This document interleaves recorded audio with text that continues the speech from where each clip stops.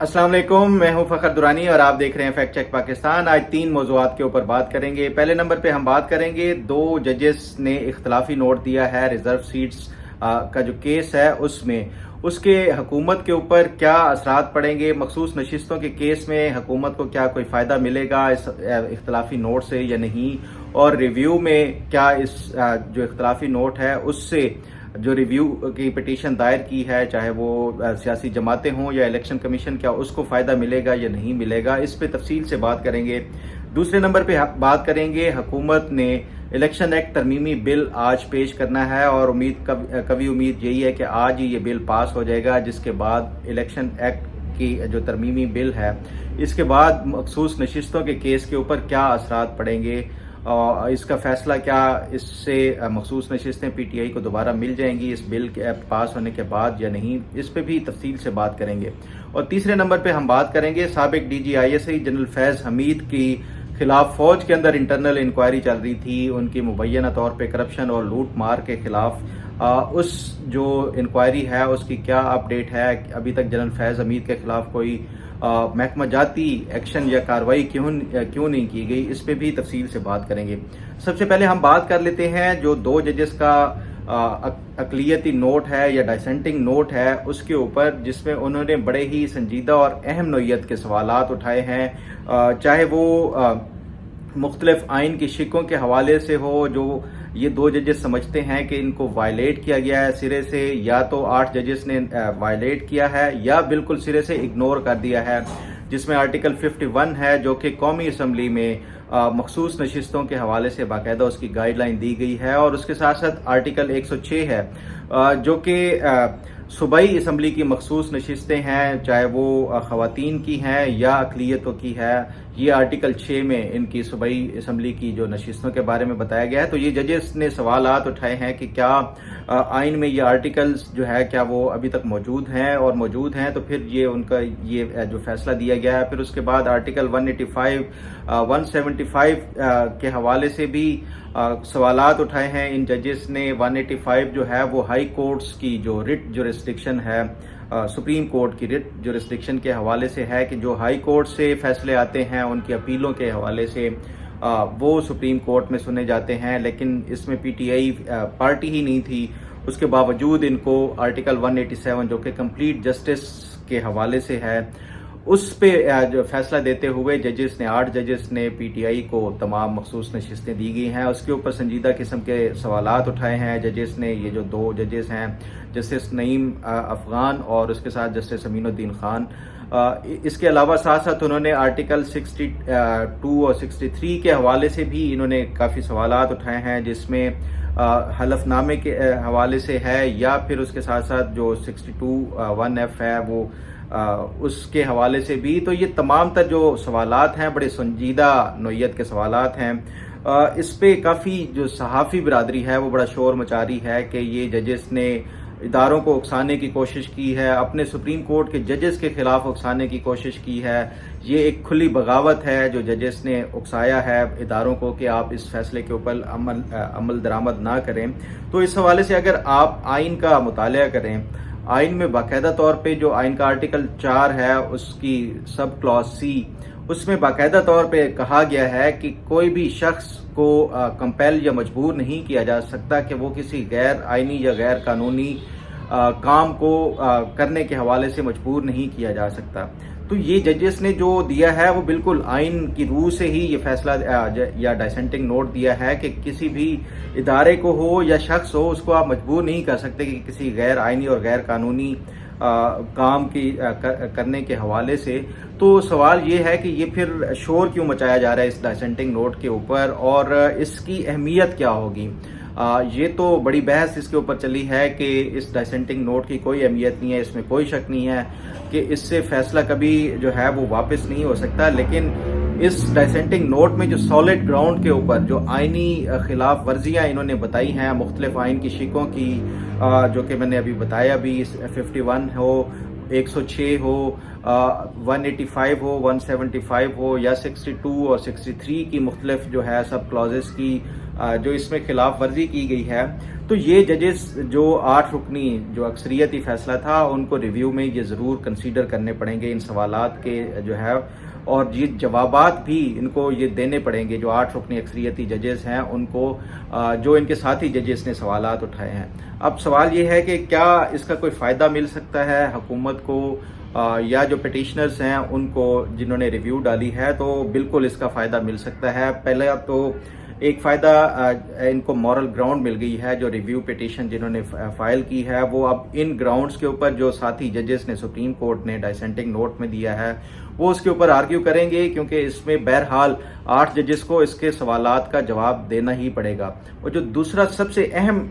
जो इसका फ़ायदा है वो हुकूमत जो आज बिल पेश करने जा रही है, इलेक्शन एक्ट तरमीमी बिल, उसकी ग्राउंड मिल जाएगी एक बिल को पास कराने के हवाले से, और मखसूस नशिस्तों के बारे में जो फैसला दिया गया सुप्रीम कोर्ट का उसके खिलाफ ये एक ग्राउंड मिल जाएगी। और तीसरी जो सबसे अहम फ़ायदा इससे मिलेगा कि अगर इदारे अमल दरामद इसके ऊपर नहीं करते या हुकूमत इसके ऊपर अमल दरामद नहीं करती, तो उनके ऊपर अब कॉन्टेम्प्ट लगना बड़ा मुश्किल हो जाएगा। कॉन्टेम्प्ट ऑफ कोर्ट के सुप्रीम कोर्ट की जो है वो उन्होंने अहकामात के ऊपर अमल दरामद नहीं किया, तो इसलिए उनके ऊपर तौहीन अदालत लगती है। तो ऐसा अब ये इस डाइसेंटिंग नोट के बाद इनके ऊपर कॉन्टेम्प्ट नहीं लगेगी, क्योंकि मैंने पहले भी अपने एक वीलॉग में जिक्र किया था कि कॉन्टेम्प्ट ऑफ कोर्ट सच के ऊपर नहीं लग सकती, कि अगर कोई बात आप सच कह रहे हो और आपके पास उनके तमाम सबूत हों, उसके ऊपर कॉन्टेम्प्ट नहीं लग सकती, किसी फैसले के ऊपर जायज़ तनकीद से नहीं लग सकती। तो ये जो अब ये डाइसेंटिंग नोट है, ये सुप्रीम कोर्ट के अपने जजेस जब ये कह रहे हैं कि ये गैर आइनी काम है और इसके ऊपर इदारे चाहें तो अमल दरामद ना करें, तो उसकी बुनियाद के ऊपर ये कॉन्टेम्प्ट का जो एक हुकूमत के ऊपर एक तलवार लटक रही थी, ये इससे ख़त्म हो जाएगी। और यही मेरा ख्याल है वजह है जो कि कुछ सहाफ़ी हैं या पीटीआई की तरफ से ये शोर मचाया जा रहा है इस डाइसेंटिंग नोट के ऊपर, क्योंकि इससे अब ये खौफ ख़त्म हो जाएगा कि अगर अमल दरामद ना किया तो कॉन्टेम्प्ट ऑफ कोर्ट लगेगी। अब इनके पास एक सॉलिड ग्राउंड आ गया है कि सुप्रीम कोर्ट के अपने जजेस ये समझते हैं कि ये गैर आइनी काम है, इसलिए इसके ऊपर अमल दरामद नहीं किया जा सकता, इसलिए हम इसके ऊपर अमल दरामद नहीं कर सकते, लिहाजा इसके ऊपर कॉन्टेम्प्ट अप्लाई नहीं करती। तो ये आगे जो है वो लॉन्ग उसमें ये हुकूमत के लिए बड़ा इससे हुकूमत को फ़ायदा होगा, इस जो डाइसेंटिंग नोट है और ये जो 8 रुकनी अक्सरियती फैसला है उसके ऊपर भी बड़ा इसका इम्पैक्ट पड़ेगा। और ये भी हो सकता है 2-4 जजेस ये इन जो 2 डाइसेंटिंग नोट वाले जजेस हैं उससे बिल्कुल मुत्तफिक हो जाएं या अग्री कर लें कि ये जो पॉइंट्स आपने रेज किए हैं ये बिल्कुल ठीक हैं, तो ये फिर आगे रिव्यू में जाके इसका बड़ा अहम किरदार अदा होगा इस डाइसेंटिंग नोट का। और आने वाले दिनों में ये इस डाइसेंटिंग नोट के ऊपर ये जो शोर मच रहा है ये इससे बिला वजह नहीं है, इसकी ज़रूर यही वजूहात हैं जिसकी बुनियाद के ऊपर हुकूमत को फ़ायदा हो सकता है और ये तमाम आगे जो कानून साजी होगी उसके ऊपर भी। अब सवाल ये भी था कि क्या इससे इस तरह का माजी में कभी कोई ऐसा वाक़या हुआ है कि सुप्रीम कोर्ट की तरफ से एक फ़ैसला दिया गया हो और हुकूमत ने फिर जो इसके ऊपर कानून साजी की हो, या डाइसेंटिंग नोट के हवाले से ये बड़ा सवाल उठा जाता है। माजी करीब में देखें जस्टिस अतर मिनल्ला ने इस तरह के बड़े डाइसेंटिंग नोट दिए हैं और जजेस ने बड़े डाइसेंटिंग नोट दिए हैं, लेकिन जो सबसे मशहूर ज़माना एक डाइसेंटिंग नोट आया था वो 1954 की जब दस्तूर साज असम्बली को तहलील किया था, उस टाइम जो गवर्नर जनरल थे गुलाम मोहम्मद उन्होंने, तो उस टाइम मौलवी तमीज़ुद्दीन स्पीकर थे दस्तूर साज असम्बली के, वो उन्होंने इसको चैलेंज करने के हवाले से ये ऐलान किया। जब ये ऐलान किया तो फिर इस्टेब्लिशमेंट की तरफ से प्रेशर आया और ये तय किया गया कि इनको किसी सूरत जो अदालत थी उसमें दाखिल नहीं होने दिया जाएगा। तो ये बड़ा मशहूर ज़माना वाक़या है कि मौलवी तमीज़ुद्दीन जो है वो बुरका पहन के एक जो उस टाइम साइकिल रिक्शा होता था उसके ऊपर वो आए, वहाँ पे उन्होंने पिटीशन दायर की। बहरहाल वो जस्टिस मोहम्मद मुनीर ने वो नज़रिया ज़रूरत के तहत वो जो दस्तूर साज असम्बली थी उसकी तहलील को जायज़ करार दे दिया। उसमें सिर्फ एक जस्टिस का AR कार्नीलियस उन्होंने इसकी مخالفت کی اور اپنا ڈائسنٹنگ نوٹ دیا، جو کہ پھر پوری رہتی پاکستان کی تاریخ میں وہ بڑا ایک مشہور واقعہ بنا کہ جسٹس کارنیلیس کا جو ڈائسنٹنگ نوٹ تھا وہ آخر میں گو کہ یہ جو اکثریتی فیصلہ تھا وہ پریویل کیا، لیکن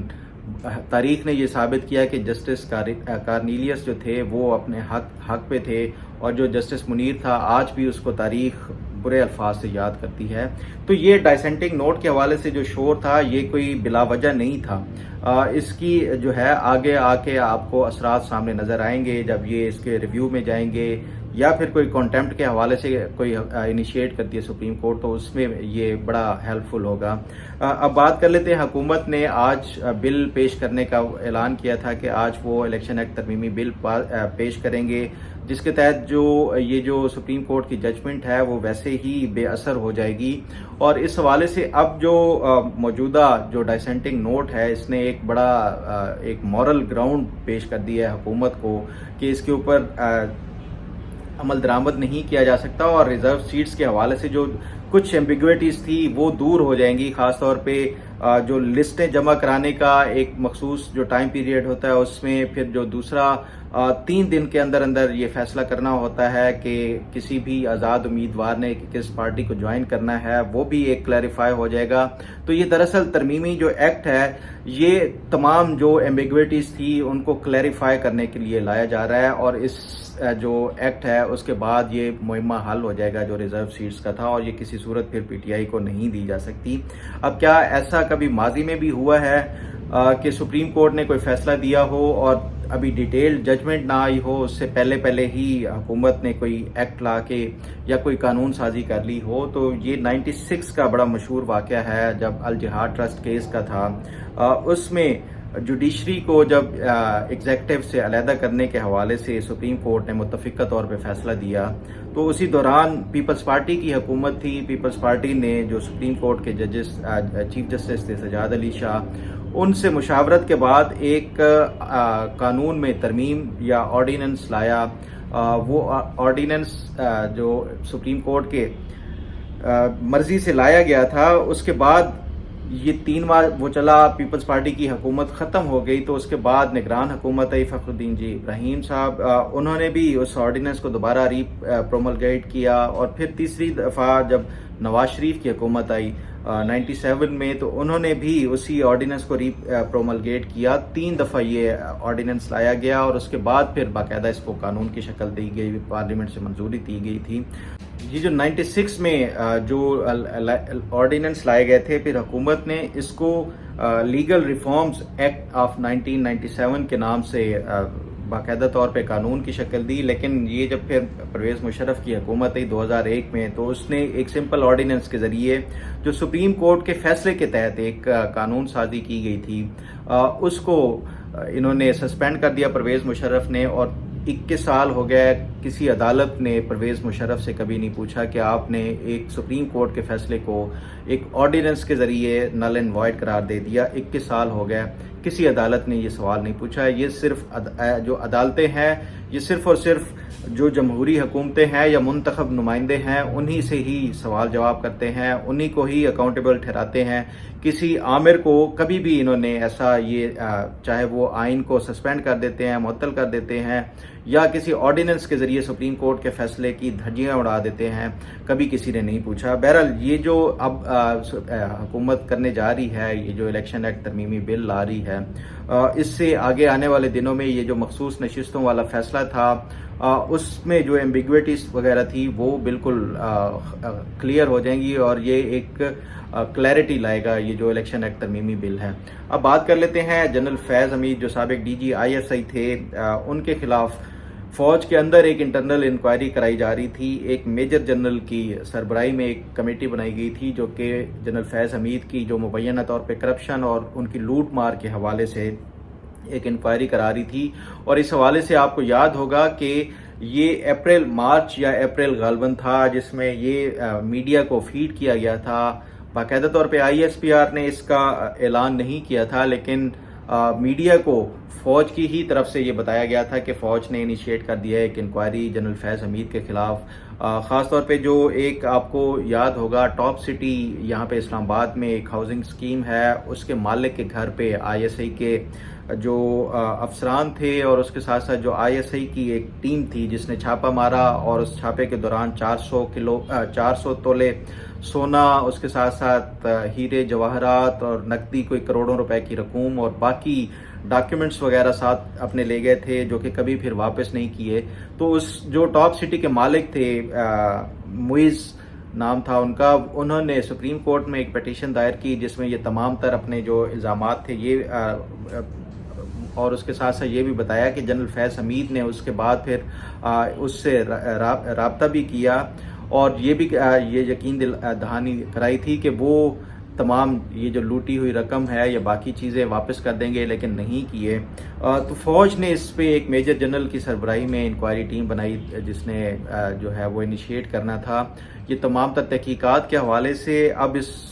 معاملے کو تقریباً 4 ماہ ہو گئے، ابھی تک کوئی فوج کی طرف سے یہ پیش رفت یا کوئی ابھی تک یہ انفارمیشن نہیں آئی کہ اس انکوائری کا کیا بنا ہے، کیا جنرل فیض حمید کے خلاف جو الزامات لگائے گئے تھے وہ درست ہیں یا نہیں ہیں، یا پھر یہ بھی نہیں بتایا گیا ابھی تک کہ جنرل فیض حمید کے خلاف واقعی کوئی انکوائری انیشیٹ کی بھی گئی یا یہ صرف اعلان کی حد تک تھا. تو اس پہ ابھی تک کوئی اپڈیٹ نہیں آئی اور سپریم کورٹ میں بھی یہ معاملہ پینڈنگ ہے. ہو سکتا ہے کہ جب یہ سپریم کورٹ دوبارہ سے اس پٹیشن کو ٹیک اپ کرے گی تو اس ٹائم کوئی یہ باقاعدہ طور کے اوپر اناؤنس ہو جائے کہ ہم انکوائری کر رہے ہیں اور انکوائری اس سٹیج تک پہنچ چکی ہے. بہرحال ابھی تک کوئی اس حوالے سے باقاعدہ طور پہ فوج کی طرف سے کوئی انٹیمیٹ نہیں کیا گیا کہ اس انکوائری کا جو کہا گیا تھا وہ کہاں تک پہنچی ہے. اس پہ بھی کوئی مزید انفارمیشن یا پیش رفت ہوئی یا اپڈیٹ ہوئی تو آپ کے ساتھ ضرور شیئر کروں گا. امید ہے آپ کو آج کا پروگرام بھی پسند آئے گا. اللہ تعالیٰ آپ کا حامی و ناصر ہو. اللہ حافظ.